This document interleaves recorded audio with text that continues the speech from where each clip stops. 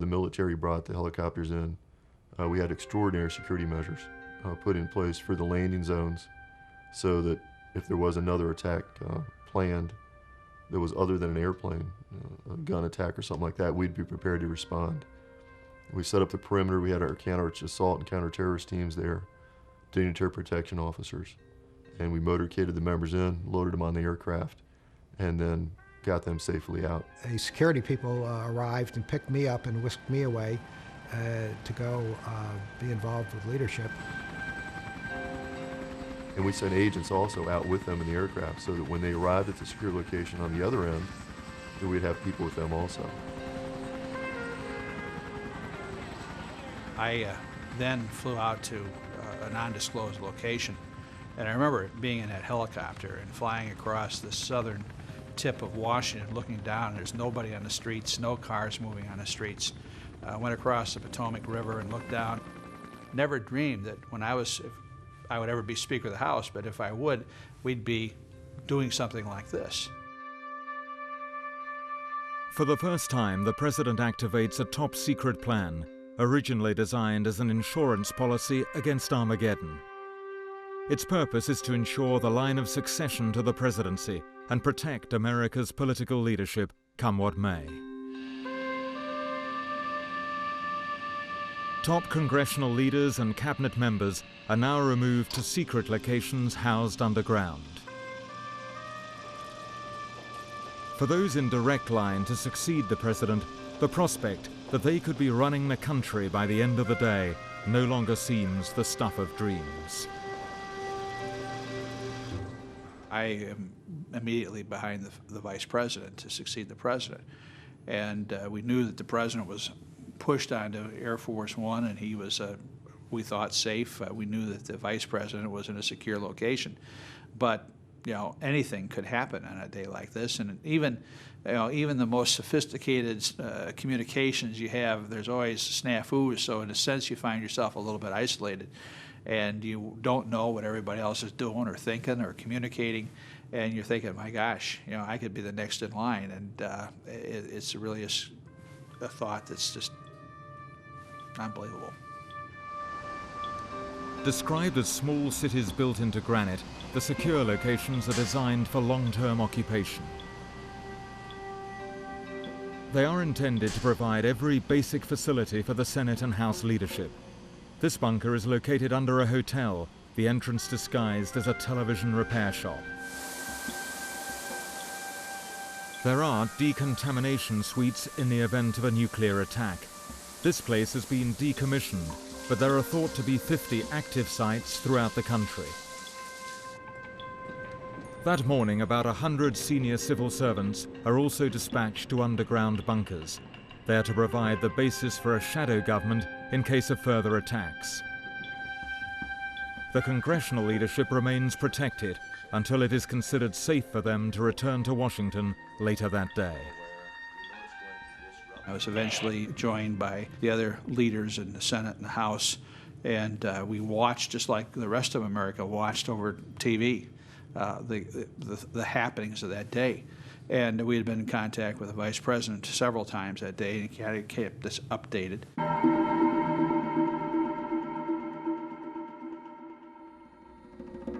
The president, aboard Air Force One, is advised by the vice president that it is unwise to return to Washington while any civilian planes remain in the skies.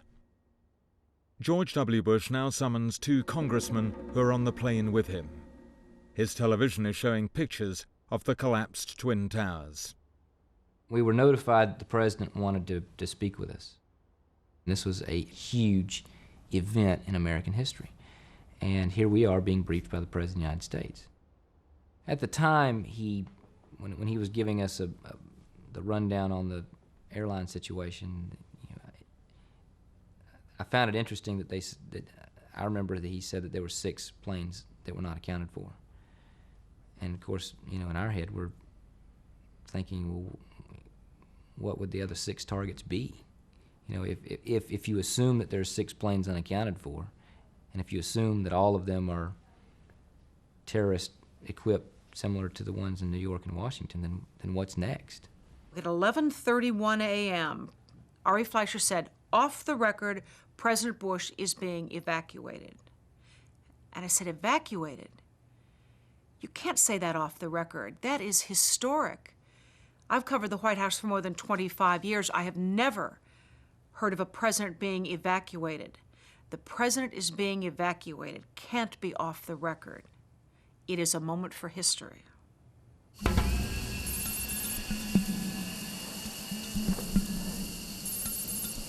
F-16s are launched to provide a fighter escort for the president's plane, which is now thought to be a target.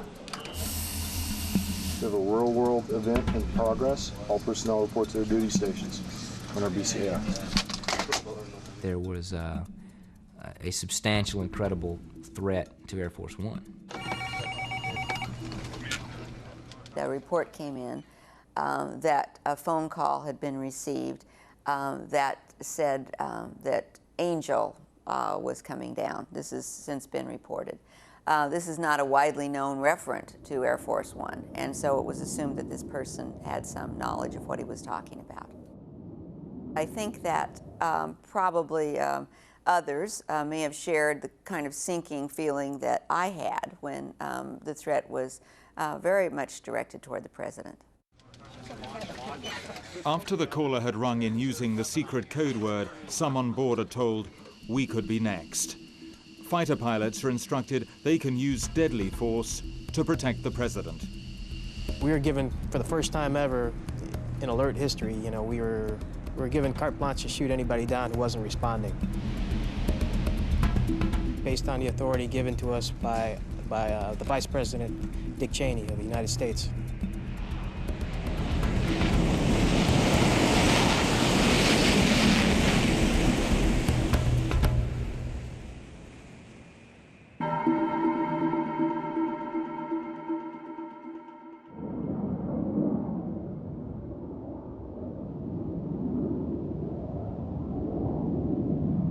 F-16 jet fighters appeared off the wings. In fact, I remember Ari Fleischer, the press secretary, running back to this and saying, look out here. How stunned he was. I could not believe how close they were. They were so close that we could see the pilot's head as he flew right off the left wing of the plane. I was scared to death. Some of the pilots escorting Air Force One were part-time. One of them also flew for American Airlines. He found himself faced with potentially terrible choices.